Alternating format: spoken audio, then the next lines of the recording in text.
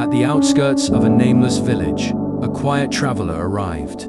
He wore no crown, no cloak of rank, just dust-covered feet and eyes full of sorrow. The villagers didn't know his name, but one old man whispered, "He walks like someone who knows pain." In a broken home, a child sat trembling, mute for years. Jesus knelt beside her, not asking her to talk, just listening to her silence. Then he smiled, and she cried, "Mama," the first word, not just hers, but the whole family's first breath of hope. There was no feast, only scraps and worry. But Jesus took what little was offered, a piece of bread and bitter herbs, and prayed. The room filled with warmth. Somehow, everyone was fed, and everyone remembered what full hearts felt like. She never left the fire. Her burns were too deep inside and out. But Jesus sat beside her anyway, hands open, saying nothing, until she reached out.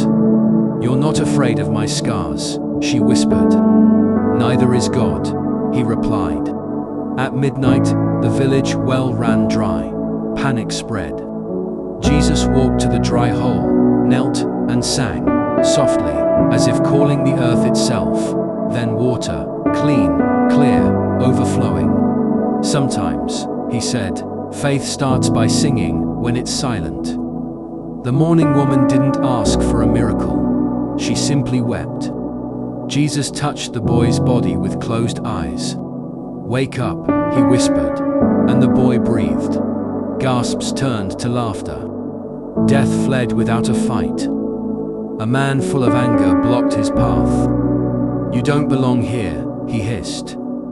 Jesus didn't argue. He just placed his palm on the man's chest. For a moment, the man's eyes filled with tears. Then he whispered, "What have you done to my hatred?" In secret, a woman confessed, "I caused the fire. I ruined the harvest." No one had ever forgiven her. But Jesus said, "Then let this be your new planting season." And with one tear, she was freed. They rebuilt the road, not for soldiers, but for him. Not with stone, but with trust. Jesus walked it slowly, blessing each house as he passed. Not a king's parade, just love walking home. Years passed. They never saw him again. But they told their children, he never left. He lives in how we carry the broken, how we sing when wells run dry. He walked our forgotten road and made it holy.